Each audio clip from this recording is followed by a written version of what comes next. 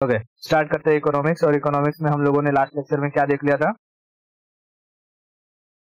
Last lecture में हम लोगों ने क्या देख लिया था? बैंक अकाउंट्स के बारे में देख लिया था। ठीक है, कौन कौन से टाइप के बैंक होते हैं वो देख लिया था, और बैंकों का हिस्ट्री हमने देख लिया था, है ना। पहले भारत में सबसे पहले कौन सा बैंक ओपन हुआ? Bank of Hindustan. ठीक है, bank of Hindustan. Punjab national bank कब ओपन हुआ? 1894 में।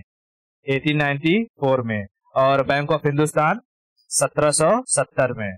1770 में। ठीक है, 1770 में। ओके, उसके बाद हमने देखा था कि अंग्रेजों ने और किस किस एरिया में बैंक खोला था? Bank of Bengal, Bank of Madras, Bank of Bombay. इन तीनों को 1921 में मिला करके क्या बना दिया गया? Imperial bank of India. और इंपीरियल बैंक ऑफ इंडिया जो था उसका नेशनलाइजेशन किया गया कब? 1955 में। 1955 में। कौन सी कमेटी बनाई गई? गोरवाला कमेटी। गोरवाला कमेटी। ये सारा का सारा चीज हम लोग देख चुके थे। ओके ओके, अब हम लोग समझते हैं कि बैंक कितने टाइप के होते हैं। टाइप्स ऑफ बैंक क्या देखते हैं? Types of bank. एक minute, types of bank.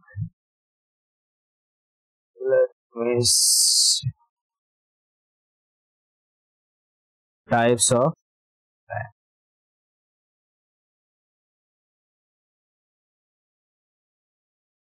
Types of bank. ठीक है, बैंक कितने टाइप के होते हैं देख। मेजरली बैंक दो टाइप के होते हैं। ठीक है, मेजरली बैंक दो टाइप के होते हैं। एक को हम कहते हैं non schedule bank. Non schedule bank. ठीक है, नॉन शेड्यूल बैंक। और दूसरे को कहते हैं शेड्यूल बैंक। दूसरे को क्या कहते हैं? Schedule bank. ठीक है, एक नॉन शेड्यूल बैंक और दूसरा schedule bank. Non schedule bank और दूसरा schedule bank.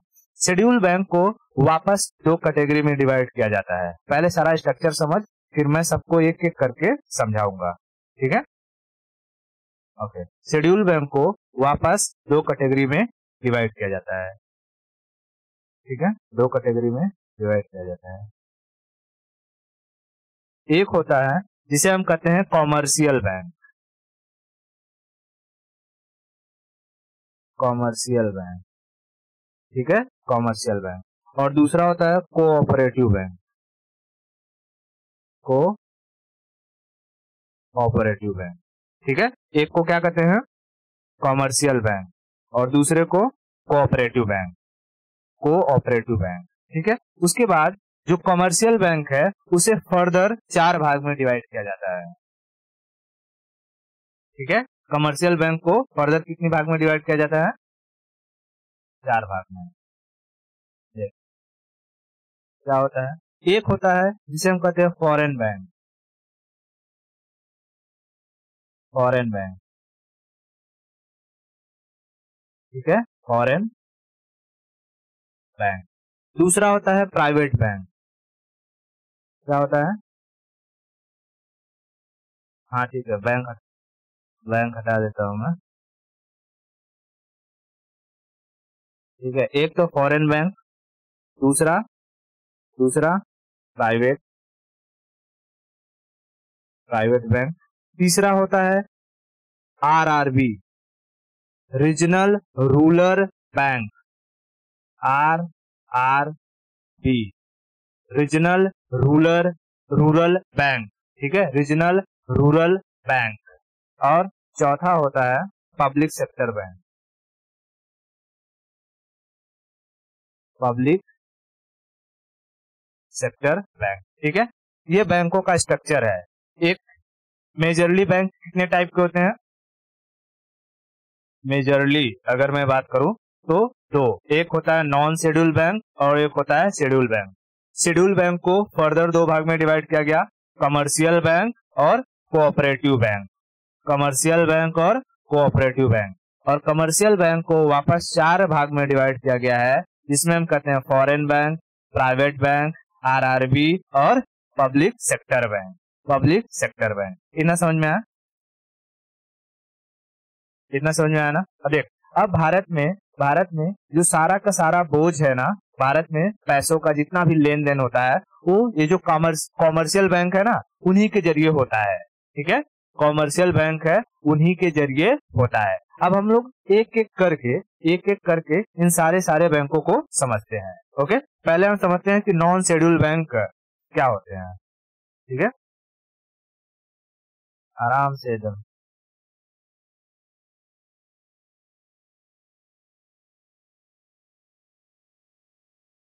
Non schedule bank, ठीक है, नॉन शेड्यूल बैंक। देख, नॉन शेड्यूल बैंक ना बहुत ही छोटे एरिया में लिमिटेड होते हैं। ठीक है, ये बहुत ही स्मॉलेस्ट एरिया में होते हैं, ये सबसे छोटे होते हैं, एक्चुअली स्मॉलेस्ट बैंक होते हैं। ठीक है, ये स्मॉलेस्ट बैंक होते हैं। ये इनकी लिमिटेशन इतनी है कि ये किसी डिस्ट्रिक्ट मतलब किसी राज्य के 4 डिस्ट्रिक्ट से अधिक एरिया में अपने ब्रांच को ओपन नहीं कर सकते हैं। इसको ऐसे समझ, किसी स्टेट के 4 डिस्ट्रिक्ट से अधिक दूरी पर ही अपने ब्रांच को नहीं ओपन कर सकते हैं। जैसे ये यूपी है, ठीक है, समझाने के लिए ये बता रहा हूं, ये यूपी है। ठीक है, देख, जैसे यूपी में ये है लखनऊ एक डिस्ट्रिक्ट, ठीक है, फिर वहां उन्नाव, ठीक है, फिर यहाँ पर तेरा बाराबांकी और यह है सीतापुर। ऐसे 4 डिस्ट्रिक्ट को अगर मिला देगी तो इन्हीं 4 डिस्ट्रिक्ट के रीजन में तुझे क्या मिलेंगे? नॉन शेड्यूल बैंक मिलेंगे। इसके बाहर नॉन शेड्यूल बैंक नहीं मिलेंगे। बात समझ में आ रही है?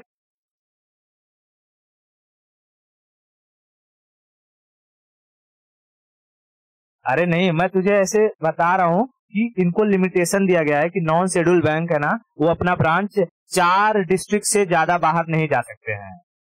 ठीक है, उनका ब्रांच 4 से ज्यादा डिस्ट्रिक्ट के बाहर नहीं जा सकता है। बात समझ आ रही है?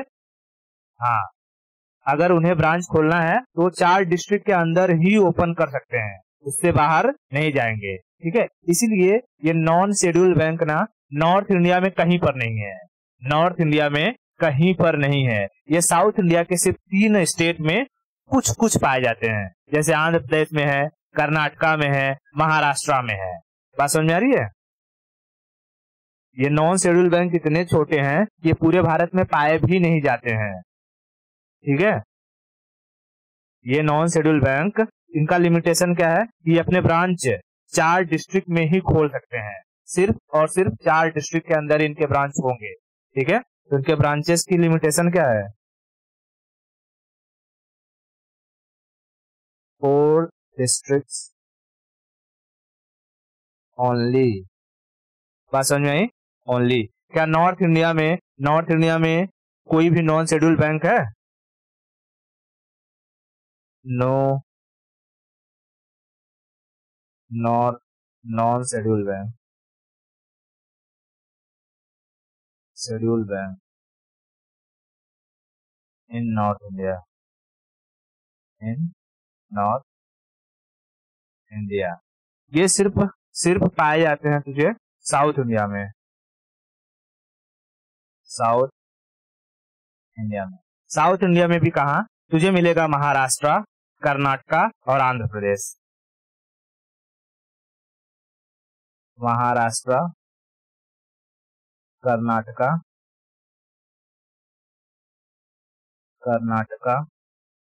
और आंध्र प्रदेश। इतना समझ में आया? ओके, तो नॉन शेड्यूल बैंक कहाँ कहाँ पाए जाते हैं? महाराष्ट्र, कर्नाटका और आंध्र प्रदेश। ये भारत का नक्शा दिखाई दे रहा है? ओके, देख, महाराष्ट्र, कर्नाटका और आंध्र प्रदेश, यही 3 जगह तुझे क्या देखने को मिलेंगे? नॉन शेड्यूल बैंक देखने को मिलेंगे। क्या नॉन शेड्यूल बैंक पूरे भारत में ओपन हो सकते हैं? नहीं, क्योंकि इनका काम बहुत छोटा है, इतने छोटे हैं कि इनको मैनेज करना बड़ा मुश्किल हो जाता है।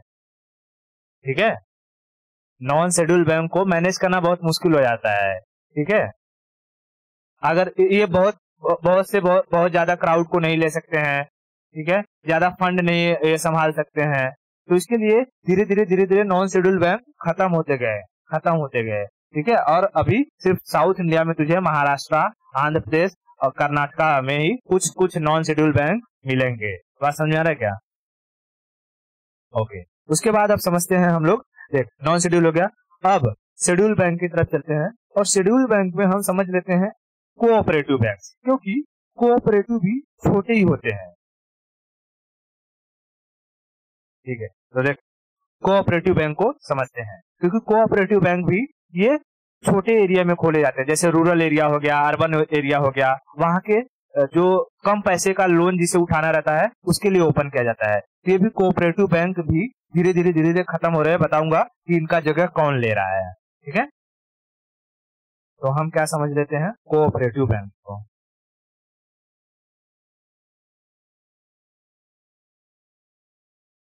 कोऑपरेटिव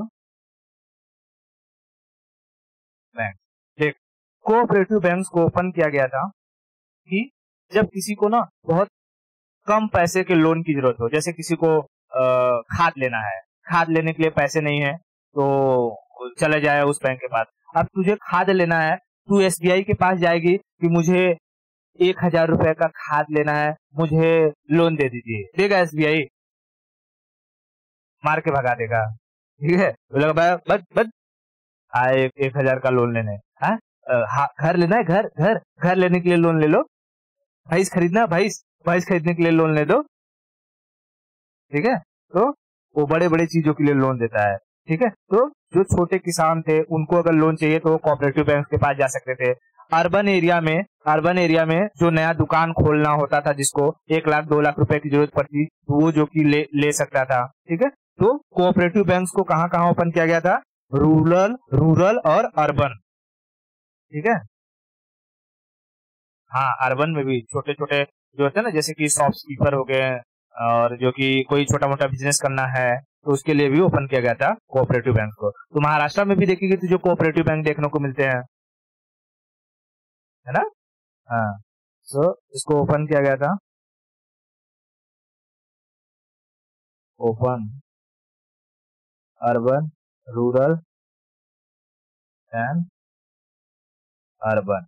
ठीक है, रूरल एंड अर्बन, इनका इस्तेमाल किसके लिए होता था? Small value loan, use for small value loan. ठीक है, स्मॉल वैल्यू लोन। लेकिन धीरे धीरे ये कोऑपरेटिव बैंक्स भी समाप्त होते जा रहे हैं, क्योंकि इनका जो जगह है वो आरआरबी ले रहा है, रीजनल रूरल बैंक। तो कोऑपरेटिव बैंक्स को कौन ओवरटेक कर रहा है? Overtaken by R R B. RRB को क्या कहते हैं? Regional rural rural bank. ठीक है, regional rural bank, regional rural bank. ये दो बैंक के बारे में समझ में आ गया। नॉन शेड्यूल बैंक बहुत छोटे होते हैं, उनसे थोड़े से बड़े होते हैं कोऑपरेटिव बैंक। ठीक है, उनसे थोड़े से बड़े होते हैं कोऑपरेटिव बैंक। लेकिन कोऑपरेटिव बैंक भी धीरे धीरे कम हो रहे हैं, किसकी वजह से? रीजनल रूरल बैंक की वजह से धीरे धीरे ये कम हो रहे हैं। इतना समझ में आया? ओके, अब आगे बढ़ते हैं, हम लोग चलते हैं कॉमर्शियल बैंक की तरफ। और कॉमर्शियल बैंक में हमने देखा था 4 टाइप। ठीक है, कॉमर्शियल बैंक में हमने क्या देखा था? 4 टाइप। तो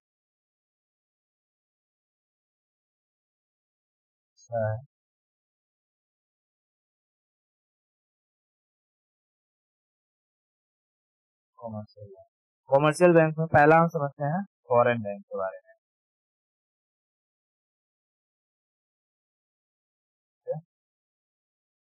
फॉरेन बैंक, ऐसे बैंक जहां पर दूसरे देशों के लोग आकर के भारत में अपना बैंक खोले हो। जैसे लंदन से कोई इंसान आया हो और लंदन का बैंक खोल दिया हो, बैंक ऑफ लंदन, ठीक है, बैंक ऑफ अमेरिका, ठीक है, बैंक ऑफ यूके। तो दूसरे देशों के लोग यहाँ पर बैंक खोल के रखते हैं।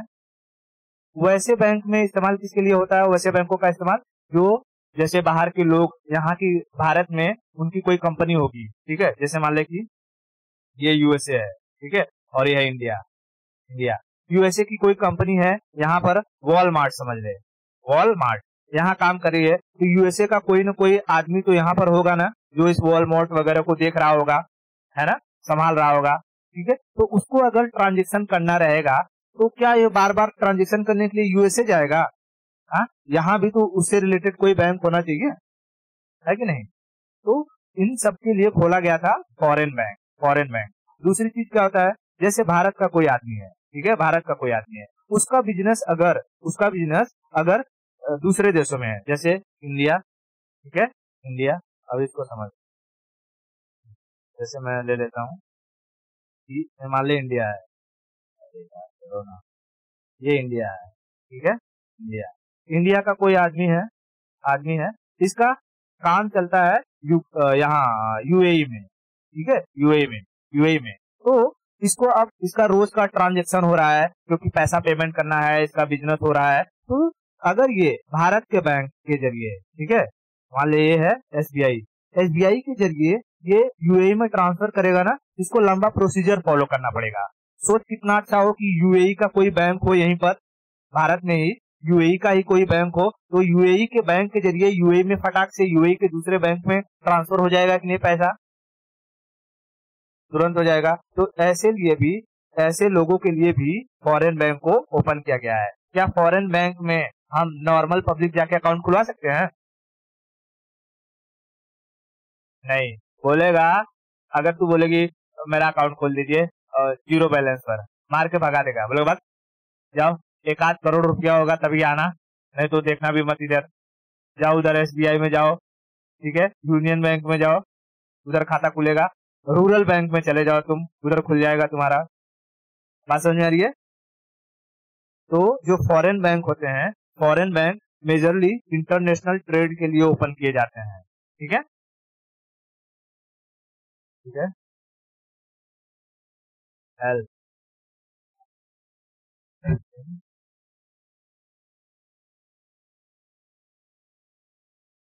International trade, international trade. बात समझ में आ रही है? जैसे एग्जांपल के रूप में मैं क्या लिखूं कि इंडिया से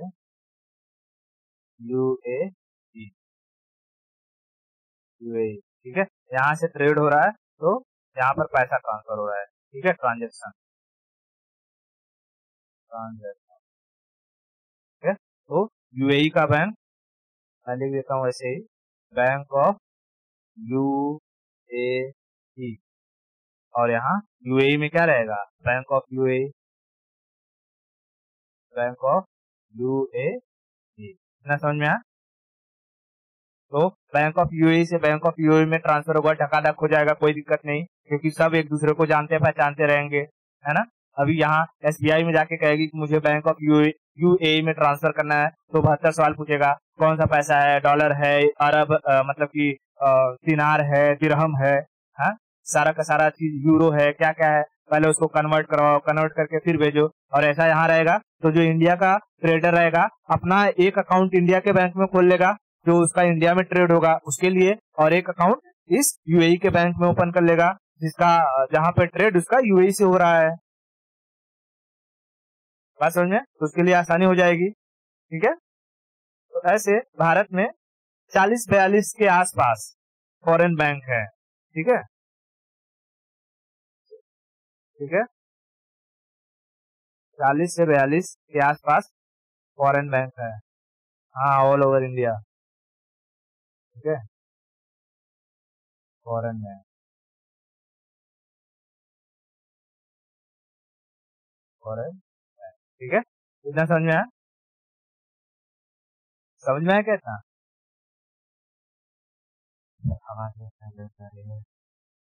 आगे बढ़े। ओके, अब देख हमने कॉमर्शियल में एक देख लिया, फॉरेन में एक देख लिया, फॉरेन में। अब हम देखते हैं आगे प्राइवेट बैंक के बारे में। ठीक है, प्राइवेट बैंक के बारे में। प्राइवेट बैंक मैं लिख देता हूँ।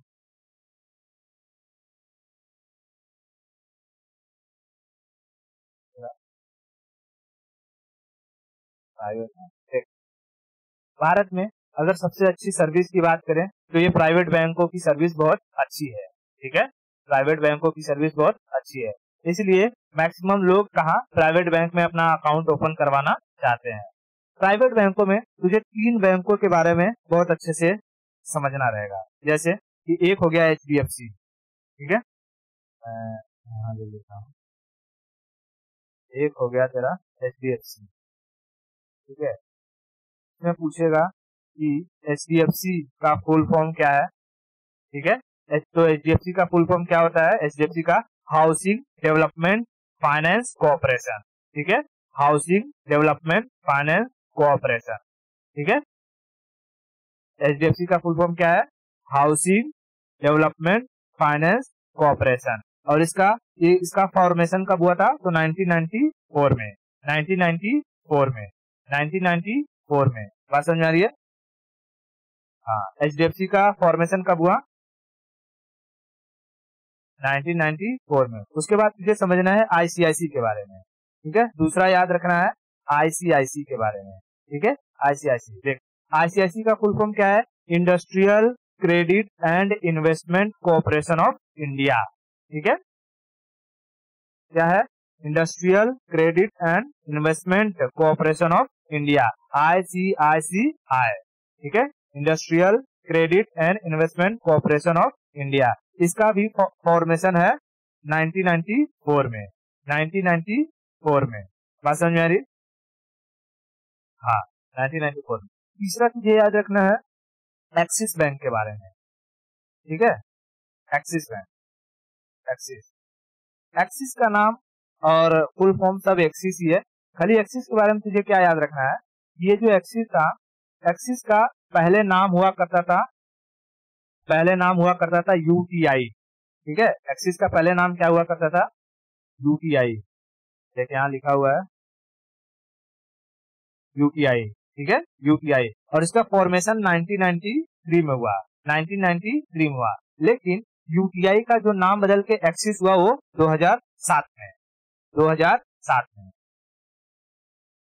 ठीक है, कहेगा कि एक्सिस बैंक का पुराना नाम क्या था? UTI। और UTI एक्सिस बैंक कब चेंज हुआ? UTI एक्सिस बैंक में कब चेंज हुआ? 2007 में। UTI या एक्सिस बैंक का फॉर्मेशन कब? 1993। HDFC का 94 और ICICI का 1994। ठीक है, तो प्राइवेट बैंकों में तुझे 3 बैंकों के बारे में याद रखना है। ठीक है, अगर तुझे हाउसिंग वगैरह लेना है, घर के लिए लोन चाहिए तो HDFC में जा। ठीक है, कोई इंडस्ट्री खोलना है, बड़ा कारखाना डालना है तो ICICI के पास जा। ठीक है, ICICI के पास जा। और बेहतरीन सुविधा वगैरह चाहिए, तुझे ऑनलाइन शॉपिंग में छूट चाहिए तो एक्सिस के पास जा।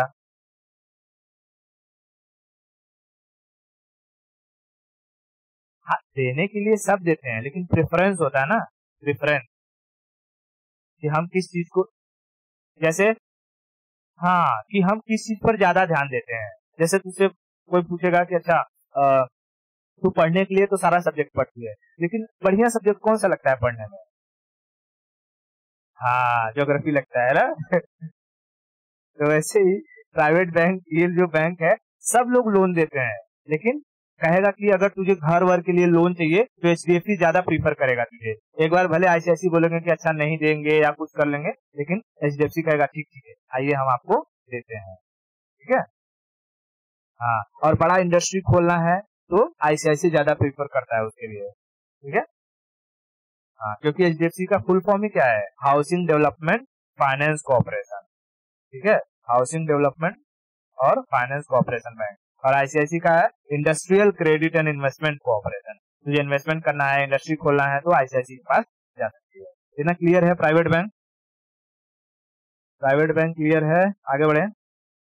ओके, अब हम चलते हैं, समझते हैं आरआरबी के बारे में। आरआरबी, रीजनल रूरल बैंक, इसके बारे में बहुत ध्यान से समझना। आरआरबी क्या कहता है? रीजनल रूरल, रूरल नहीं, रूरल बैंक, ठीक है, रीजनल रूरल बैंक। देख, रीजनल से याद रखना क्षेत्रीय, ये बैंक क्या है? क्षेत्रीय, और रूरल का मतलब ग्रामीण है, ठीक है, ग्रामीण। तो तू ना अपने गाँव में देखेगी ना तो बहुत सारे तुझे ग्रामीण बैंक देखने को मिलेंगे। अभ्युदय ग्रामीण बैंक, ठीक है, यूको ग्रामीण बैंक, अलग अलग ग्रामीण बैंक देखने को मिलेंगे। तो ये क्या होते हैं? हर एरिया में अलग अलग नाम से जाने जाते हैं। जैसे कांदीवली में है तो कांदीवली ग्रामीण बैंक के नाम से हो सकता है, मालाड़ में मालाड़ ग्रामीण बैंक के नाम से हो जाएगा, ठीक है। ऐसा नहीं है कि एसबीआई है तो हर जगह एसबीआई ही एसबीआई चलेगा। ये जो रीजनल रूरल बैंक है वो रीजन के हिसाब से इनका नाम चेंज हो जाता है, ठीक है, रीजन के हिसाब से इनका नाम चेंज हो जाता है। इसलिए इन्हें हम क्या कहते हैं? ये किसी पर्टिकुलर रीजन में ही पाए जाते हैं, ठीक है, ठीक है, ये पर्टिकुलर रीजन में ही पाए जाते हैं। अब देख, आरआरबी को 2 अक्टूबर 1975 में एस्टेब्लिश किया गया था।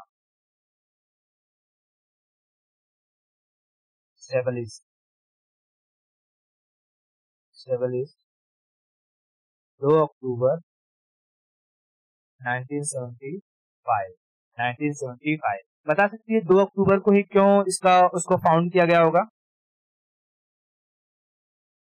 गांधी जी, और क्योंकि हाँ, ग्रामीण के वो फेवर में थे। उनका कहना क्या था कि गांव को अगर जब तक डेवलपमेंट नहीं करेंगे हम लोग तो हमारा भारत का डेवलपमेंट नहीं हो सकता है। इसलिए रीजनल रूरल बैंक का स्थापना 2 अक्टूबर 1975 को किया गया।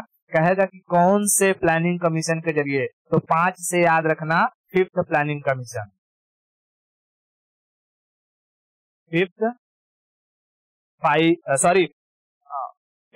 प्लानिंग कमीशन बोल या 5th 5 ईयर प्लान, है ना,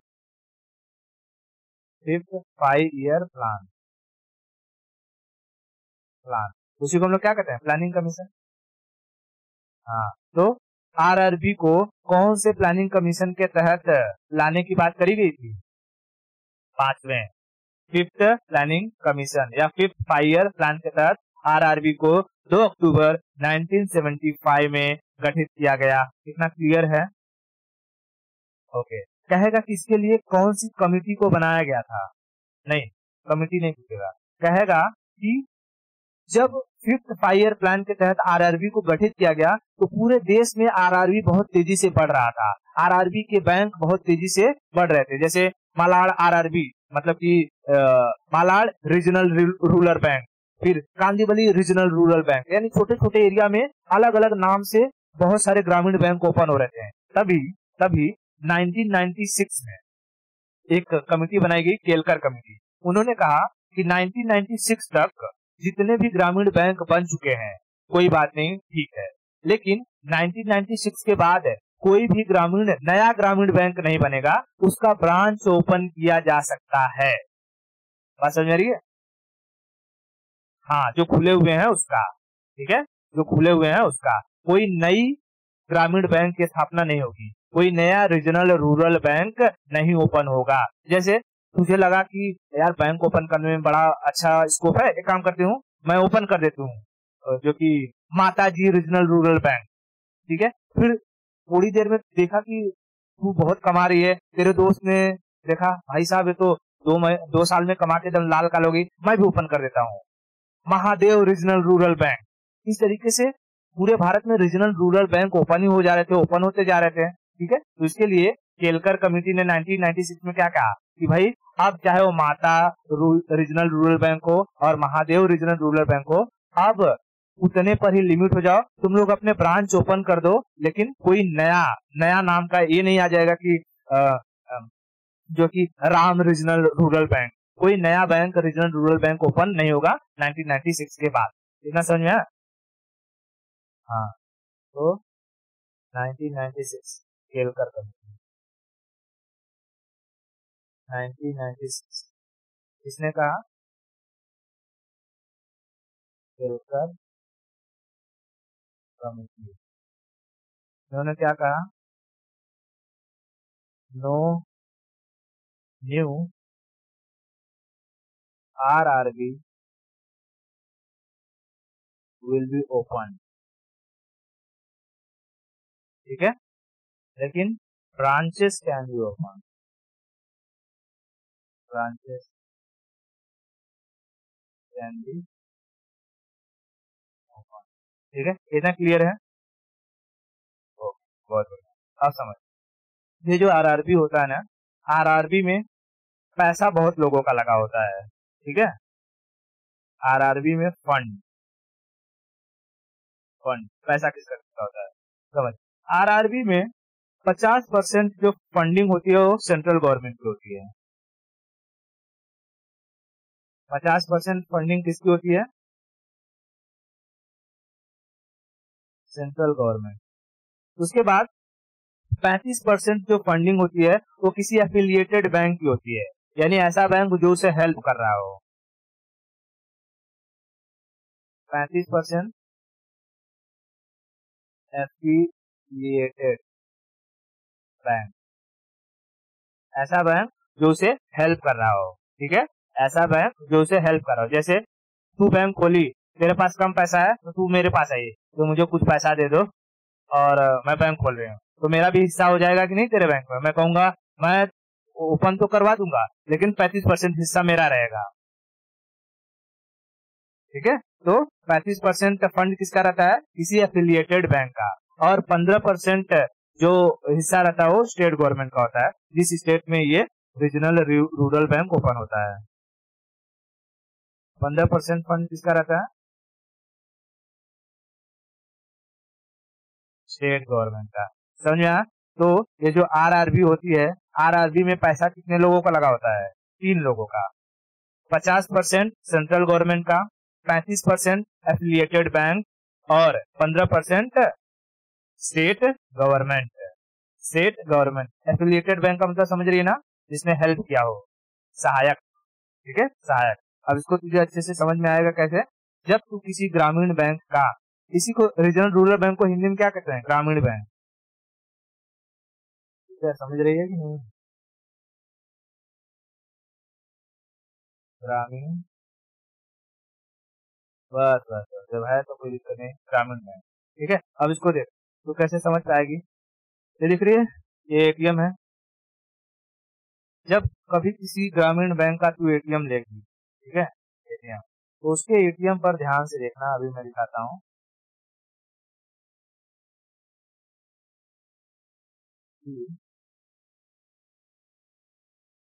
जैसे एटीएम दिखाई दे रहा है, हाँ देख, यहाँ क्या लिखा हुआ है? पश्चिम बंगाल ग्रामीण बैंक। पश्चिम बंगाल ग्रामीण बैंक। और यूको बैंक इसका क्या है? एफिलिएटेड बैंक है। ठीक है, यूको बैंक इसका एफिलिएटेड बैंक है, यानी 35% शेयर किसका है? यूको बैंक का।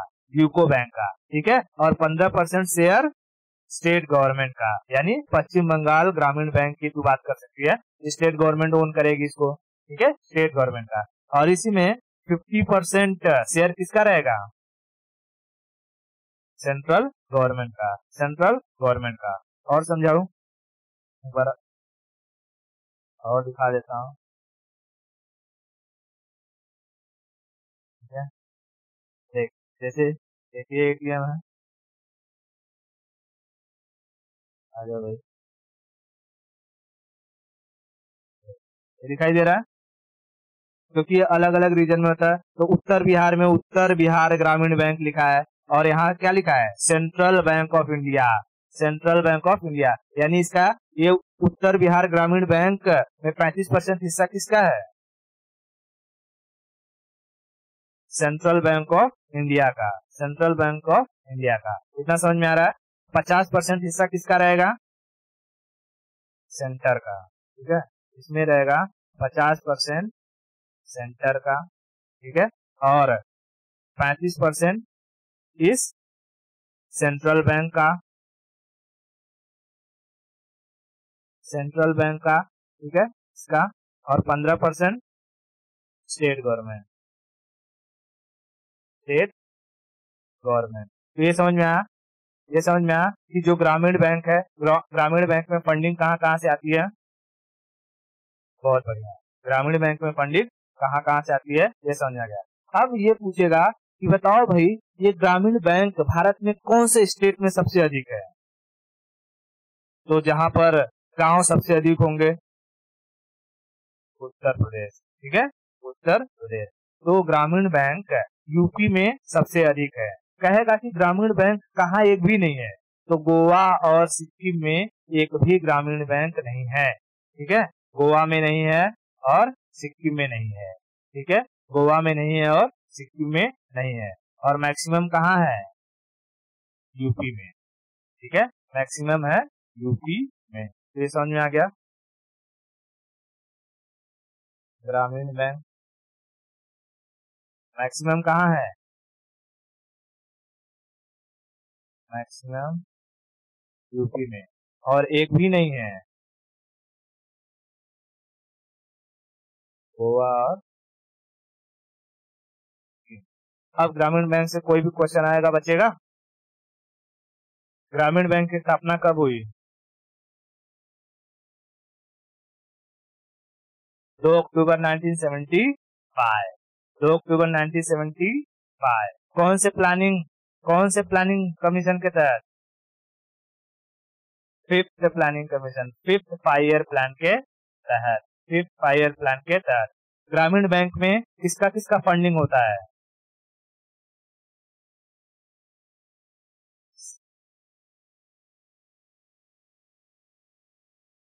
हाँ, सेंटर, स्टेट और एफिलिएटेड बैंक का, एफिलिएटेड बैंक का।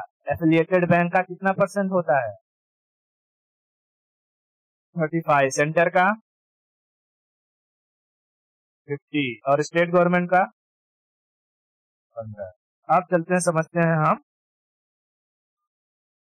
पब्लिक सेक्टर बैंक, ठीक है, पब्लिक सेक्टर बैंक। यहाँ पर हमने ये देख लिया कितना था, यहाँ कमर्शियल बैंक में फॉरेन बैंक हो गया यहाँ, ठीक है, हमने देख लिया फॉरेन, प्राइवेट, आरआरबी। अब बच क्या गया, पब्लिक सेक्टर, ठीक है, पब्लिक सेक्टर। पब्लिक सेक्टर मतलब ऐसा बैंक जिसमें सारा पैसा सेंट्रल गवर्नमेंट का लगा हो, ठीक है, पब्लिक का नहीं रे, सेंट्रल गवर्नमेंट का।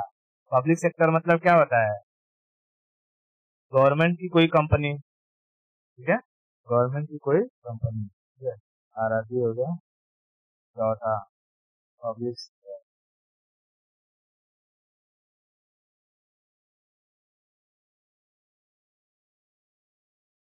पब्लिक सेक्टर बैंक, ठीक है, public sector bank. Public sector bank इसे कहेंगे ऐसा बैंक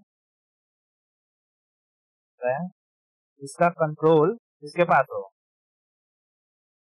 सेंटर के पास, कंट्रोल अंडर सेंटर, ठीक है, सेंट्रल गवर्नमेंट के पास, सेंट्रल गवर्नमेंट का। पब्लिक सेक्टर में तुझे पता है एसबीआई पब्लिक सेक्टर है कि नहीं है, स्टेट बैंक ऑफ इंडिया, इसकी स्थापना कब होती है, 1955, ठीक है, एसबीआई 1955, एसबीआई 1955। एक बैंक और याद रखना, आईडीबीआई, आईडीबीआई, इसका फॉर्मेशन हुआ था 1964 में, 1964 में, ठीक है, 1964 में। कभी ये आईडीबीआई आरबीआई का हेल्प किया करता था, ठीक है, हाँ, आरबीआई का हेल्प किया करता था, ठीक है, यानी आरबीआई के कुछ बचे कुछ काम रहते थे तो वो कौन करता था, आईडीबीआई करता था। लेकिन बाद में आईडीबीआई को बोला गया कि भाई तुम अपना बैंकिंग का काम देखो, हमारा आरबीआई का काम हम अपने ब्रांच से करवा लेंगे, ठीक है। हाँ, तो आईडीबीआई का फॉर्मेशन कब हुआ, 1964 में, 1964 में। उसके बाद तुझे पता है जितने भी नेशनलाइज्ड बैंक है, मतलब कि जिन बैंकों का नेशनलाइजेशन हुआ, नेशनलाइजेशन कब हुआ था बैंकों का? नेशनलाइजेशन, नेशनलाइजेशन 2 चरणों में हुआ था नेशनलाइजेशन, एक 1969 में और एक 1980 में, है ना? 1969 में और 1980 में। 1969 में कुल कितने बैंक हुए थे? तो 14 बैंक, और 1980 में 6 बैंक, यानी टोटल कुल 20 बैंक नेशनलाइज थे। तो जितने नेशनलाइज बैंक थे वो सारे के सारे कैसे बैंक थे? पब्लिक सेक्टर बैंक, क्योंकि नेशनलाइज बैंक किसे कहेंगे? वो बैंक जिनको गवर्नमेंट ने खरीद लिया हो, है ना? वो बैंक जिसको गवर्नमेंट ने खरीद लिया हो। तो अगर तुझसे कोई पूछेगा कि क्या SBI, state bank of India nationalise bank है? नहीं। नेशनलाइजेशन हुआ कब? अरे नेशनलाइजेशन, उसका नेशनलाइजेशन नहीं हुआ था, उसका नाम चेंज हुआ था, नाम। लेकिन नेशनलाइजेशन, बैंकों का नेशनलाइजेशन शुरू हुआ 69 में और 80 में, ठीक है? नहीं, एसबीआई नेशनलाइज बैंक नहीं है, लेकिन एसबीआई पब्लिक सेक्टर बैंक है, ठीक है? पब्लिक सेक्टर बैंक है। बात समझ आ रही है? क्योंकि आजादी के बाद गवर्नमेंट को भी अपने एक बैंक की जरूरत थी, इसलिए गवर्नमेंट ने जो इंपीरियल बैंक ऑफ इंडिया था उसके सारे प्राइवेट पार्टनर्स को क्या कर दिया? पैसा दे दिया और वो बैंक अपने नाम करवा लिया, ठीक है? अपने नाम करवा लिया, एसबीआई, उसका नाम चेंज करवा दिया एसबीआई। लेकिन कहा कि सारे बैंकों को, अब जो दूसरे बैंक है उन्हें खरीदा जाए, यानी बैंकों को नेशनलाइज किया जाए। वो स्टार्टिंग हुई 1969 से। 1969 में पहले 14 बैंकों का नेशनलाइजेशन किया गया और फिर 1980 में 6 बैंकों का नेशनलाइजेशन किया गया। तो जो एसबीआई था वो तो 1955 में ही बन चुका था, 1955 में ही बन चुका था, ठीक है? इसलिए एसबीआई को हम लोग नेशनलाइज्ड बैंक की कैटेगरी में नहीं रखते हैं, जबकि पब्लिक सेक्टर बैंक की कैटेगरी में रखते हैं। बात समझ में आई? अभी करंटली में गवर्नमेंट के पास कितने नेशनलाइज्ड बैंक बचे हैं? 12, ठीक है? करंट में 12। तो जितने भी 12 के 12 जो बैंक है वो सारे के सारे क्या हैं? पब्लिक सेक्टर बैंक हैं, नेशनलाइज पब्लिक सेक्टर बैंक है, ठीक है? उन सारे बैंकों को याद करने की जरूरत नहीं है, क्योंकि अगर तू सब वो बैंकों को याद करने लगेगी तो बाकी सारा का सारा तेरा इकोनॉमिक्स भूल जाएगा, ठीक है? पता चला तूने यूनियन बैंक को याद किया और एग्जाम में पूछ दिया कि ये यूको बैंक के बारे में, ठीक है? तो उसको याद करने की जरूरत नहीं, बस खाली जो जो इम्पोर्टेंट, जैसे कि भारत का पहला बैंक याद कर लेना 1770 में, हिंदुस्तान पीएनबी बैंक याद कर लेना, ठीक है, 94 में। तो ऐसे ऐसे सारे के सारे जो मैंने लिखवाए हैं जिनका डेट वेट, उसको खाली याद कर लेना। इतना समझ में आया? ओके, अब देख, ये तो हो गए सारे बैंक। अब बैंकों के ठीक है, देख, बैंकों के अलावा भी भारत में कुछ ऐसी ऐसी संस्थाएं हैं जो बैंकों का काम करती हैं, ठीक है? बैंकों के अलावा भी भारत में कुछ ऐसी ऐसी संस्थाएं हैं जो बैंकों का काम करती हैं। तो देख, तू स्ट्रक्चर समझ, ऊपर होता है, सबसे बड़ा होता है बैंक, ठीक है? सबसे बड़ा होता है ऊपर बैंक, ठीक है? बैंक के बाद आते हैं, सबसे नीचे आता है एनबीएफसी। सबसे नीचे क्या आता है? एनबीएफसी। और इनके बीच में घुसाया रहता है, पेमेंट बैंक, पेमेंट। देख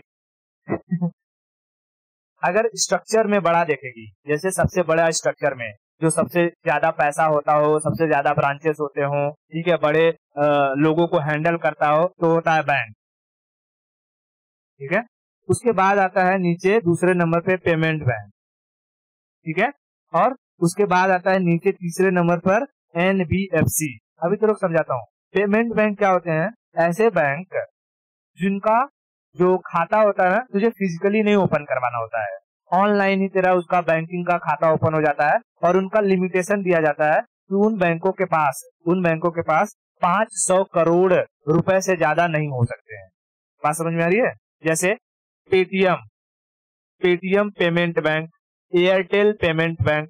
तो Paytm payment bank, Airtel payment bank में घर बैठे बैठे अपना खाता ओपन कर सकती है कि नहीं कर सकती है? क्या तूने कहीं पेमेंट मतलब पेटीएम पेमेंट बैंक का कोई ऐसा फिजिकल ऑफिस देखा है बैंक की तरह, जैसे एसबीआई है, यूनियन है, या एयरटेल का देखा है ऐसा कहीं? नहीं। तो पेमेंट बैंक क्या होते हैं, जहां पर तू अपना जो खाता होता है, अकाउंट अकाउंट कैसे ओपन कर सकती है? ऑनलाइन, ओपन ऑनलाइन, ठीक है, ऑनलाइन। इसमें लिमिटेशन होता है, इन बैंकों को क्या दिया रहता है? लिमिटेशन। ये लोग के पास 500 करोड़ से ज्यादा का पैसा नहीं हो सकता, यानी कि कुछ लिमिटेड अमाउंट में ही लोग क्या करवा सकते हैं? अपना खाता ओपन करवा सकते हैं, ठीक है। तो इनमें लिमिटेशन कितना है? 500 करोड़, 500 करोड़, ठीक है, 500 करोड़। बात समझ में आई? 500 करोड़। अरे तू एसबीआई वगैरह में, यूनियन बैंक वगैरह में चल जाएगी तो हजारों हजारों करोड़ का इनका ट्रांजेक्शन चलता है, ठीक है। तो यहाँ 500 करोड़ ये बहुत छोटी मोटी बात है।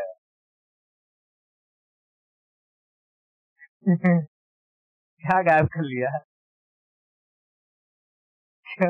ऑनलाइन सब कुछ दिखता है, ऐसे कैसे गायब हो जाएगा? तुझे क्या लगता है ये जो बैंक होते हैं, बैंक भले 6 बजे छुट्टी हो जाता है या 5 बजे तक बंद हो जाते हैं, लेकिन उसके कर्मचारी 7 बजे तक वहां काम करते हैं, क्योंकि एक दिन में कितना ट्रांजेक्शन हुआ वो सारा का सारा उनका डेटा कौन मांगते रहता है? आरबीआई। आरबीआई कहता है बेटा एक दिन में जितना भी पैसा आया, जितना भी पैसा गया, उसका बिना हिसाब दिए अगर तूने बैंक आज बंद किया तो कल मैं तेरे बैंक में ताला मार दूंगा, परमानेंट बैंक बंद हो जाएगा तेरा, ठीक है। इसलिए आरबीआई देखते रहती है, क्योंकि आरबीआई हमारे ऊपर लायबिलिटी है उसकी। वो जो नोट देता है वो नोट हम किसको ले जाके धमका सकते हैं? आरबीआई को। आरबीआई का गवर्नर ही कहता है कि मैं धारक को 2000 रुपए अदा करने का वचन देता हूँ, ठीक है। हाँ, तो अगर कुछ हुआ तो सीधा आरबीआई लात खाएगी, इसलिए आरबीआई इन लोग को टाइट करके रखती है बैंकों को, ठीक है।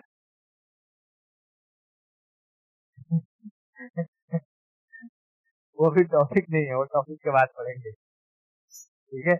अभी यहाँ यहाँ पहले खत्म करते हैं आरबीआई का गवर्नर बनने की। देख, एनबीएफसी क्या होता है? एनबीएफसी होते हैं ये, जैसे कि ये बैंक नहीं होता है, ये एक ऑर्गेनाइजेशन की तरह होती है, ठीक है। ऑर्गेनाइजेशन होता है जिसे, हाँ, ये नॉन बैंकिंग फाइनेंस कंपनी, ठीक है। मैं दिखाता हूँ एनबीएफसी। जैसे पेटीएम बैंक अगर तुझे दिख गया तो ठीक है। कहाँ गया भाई? एनबीएफसी है कि नहीं? एनबीएफसी दिख रहा है क्या? हाँ, एनबीएफसी नहीं दिख रहा है, फिर कोई बात नहीं। मैं यहाँ पर बता देता हूँ एनबीएफसी के बारे में, ठीक है। ओके, ये क्या होता है? नॉन बैंकिंग फाइनेंस कंपनी, ठीक है। Non banking finance company. ये लोग क्या करते हैं कि आइए हम आपको ना लोन दे देंगे एकदम फटाफट। जैसे तुझे लोन की जरूरत है, तू गई कहाँ पे? बैंक में, और बैंक से तुझे लोन नहीं मिला, ठीक है, बैंक से तुझे लोन नहीं मिला। लेकिन अगर एनबीएफसी वाले जो रहेंगे, जैसे कि तूने सुना होगा ये क्या कहते हैं, बजाज फाइनेंस, बजाज फाइनेंस, ठीक है, एग्जाम्पल में Bajaj finance, Bajaj finance. Bajaj finance का तूने कहीं वो देखा है, बैंक देखा है? नहीं, लेकिन बजाज फाइनेंस के लोग घूमते रहते हैं। तो कहीं मूवी के लिए जा तो देख, मूवी देख के बाहर आएगी तो बोलेंगे सर सर सर आइए, ये कार्ड है, ये कार्ड बनवा लीजिए, आपको इस पर 3 मूवी फ्री रहेगी, साल भर में कितना देख सकते हैं, है ना। अगर तू कहीं मेट्रो मॉल वगैरह में शॉपिंग के लिए जाती है तो वहां पर भी देख लेके घूमते रहते हैं, सर आपके पास ये कार्ड है क्या, ये कार्ड मेरा इस्तेमाल कीजिए, मैं फटाक से बना के दे दूंगी, इतना लोन ले लीजिए, है कि नहीं। तो एनबीएफसी वाले क्या करते हैं, ये लोग लोन फटाफट दे देते हैं, ठीक है, ये लोग लोन फटाफट दे देते हैं, लेकिन इनके लोन का जो चार्ज होता है बहुत फटाफट लेते हैं लोग। अगर तू लोन का चार्ज नहीं चुका पाई तो तेरे घर पे मुस्टंडे मुस्टंडे बॉडी बिल्डर भेज देंगे और तेरे को घर से उठवा लेंगे, बाउंसर, ठीक है। लोन लोन बहुत तेजी से ये लोग दे देते हैं, ठीक है, लोन बहुत तेजी से दे देते हैं, और जितनी तेजी से देते हैं उतनी तेजी से ये लोग रिकवर भी करते हैं। बात समझ में आई। बैंकों में तो एक सहूलियत है कि ठीक है, तू बैंकों को प्यार से मना कर सकती है, या बैंक 1 बार 2 बार बोलेंगे तुझे, लेकिन ये लोग एक ही बार बोलेंगे और दोबारा सीधा मोटे तगड़े मुस्टंडे भेज देंगे। बात समझ में आई। Non banking finance company, non banking finance company, इतना समझ में आया। ये लोग लोन को फटाक से सैंक्शन करवा देते हैं, यानी इजिली लोन जो कि तुझे प्रोवाइड करा देंगे, और इन पर जो इंटरेस्ट रहता है, इंटरेस्ट मैक्सिमम थोड़ा हाई रहता है, इंटरेस्ट हाई रहता है। बात समझ में, इंटरेस्ट हाई रहता है। इतना समझ में आ गया तुझे? ठीक है, बहुत बढ़िया। अब आगे समझते हैं 2 और ऑर्गेनाइजेशन के बारे में, जिसे कहते हैं नाबार्ड और एक्जिम, ठीक है, नाबार्ड और एक्जिम के बारे में समझ।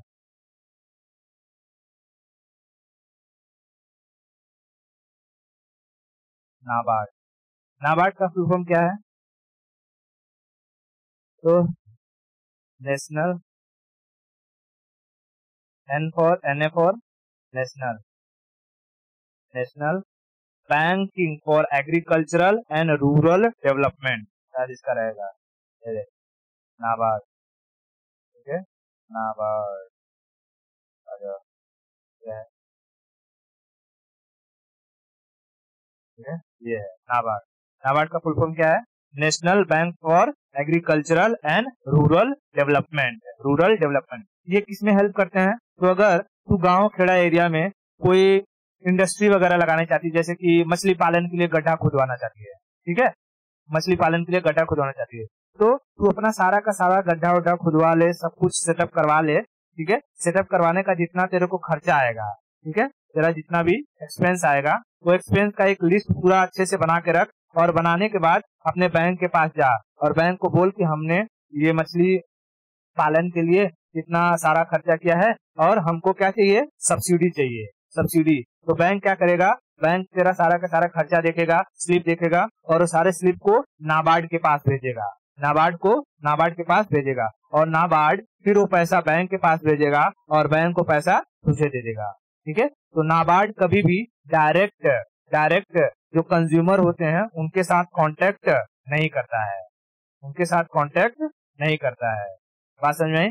तो नाबार्ड किस लिए हेल्प करता है? ये सब्सिडी में हेल्प करता है, लगभग 5 लाख रुपए तक की सब्सिडी प्रोवाइड कराता है, सब्सिडी, ठीक है, कितने तक? 5 लाख तक, ठीक है, 5 लाख तक। क्या नाबार्ड डायरेक्टली पब्लिक को पैसा देता है? नहीं, नाबार्ड देगा बैंक को और बैंक देगी पब्लिक को, ठीक है, पब्लिक को। यानी अगर पब्लिक को कुछ काम करना है तो काम करके वो अपना सारा का सारा लिस्ट किसके पास ले जाएगा? बैंक के पास, और बैंक को कहाँ भेजेगा? नाबार्ड के पास। तो नाबार्ड पैसा भेजेगा बैंक को और बैंक पैसा देगा पब्लिक को। बात समझ में आ गई। नाबार्ड का फुल फॉर्म क्या है?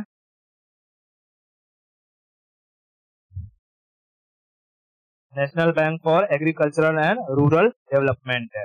नाबार्ड का फाउंडेशन हुआ था 1982 में, फाउंडेशन 1982 में। बात समझ में? 1982 में। इतना क्लियर है? ठीक है। एक समझते हैं Exim, Exim, yes. Exim bank क्या होता है? एक्सिम बैंक, हाँ, Exim bank. EX for export और IM फॉर इम्पोर्ट। ठीक है, तो ऐसे बैंक जो एक्सपोर्ट और इम्पोर्ट में हेल्प करते हो। ठीक है, मैं भी बताता हूँ। Bank helps in export import. बात समझ में आ रही है? एक्सपोर्ट और इम्पोर्ट में उन्हें हम क्या कहते हैं? Exim bank. ठीक है,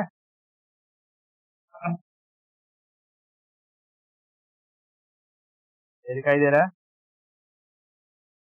हाँ, तो एक्सिम बैंक। ठीक है, एक्सपोर्ट इम्पोर्ट बैंक इसे कहते हैं, एक्सपोर्ट इम्पोर्ट बैंक। इसका भी फाउंडेशन कब था? 1982 में। एक्सिम बैंक और नाबार्ड दोनों कब बनाए गए थे? 1982 में। 1982 में। तो इसमें दो चीजें याद रखेगी। हेलो, एक्सिम बैंक क्या होते हैं समझ में आया? एक्सिम बैंक क्या होता है समझ में आ गया? Okay. Bajaj finance, Bajaj finance किस बैंकिंग सेक्टर, क्या कोई बैंक है? तो क्या है बजाज फाइनेंस?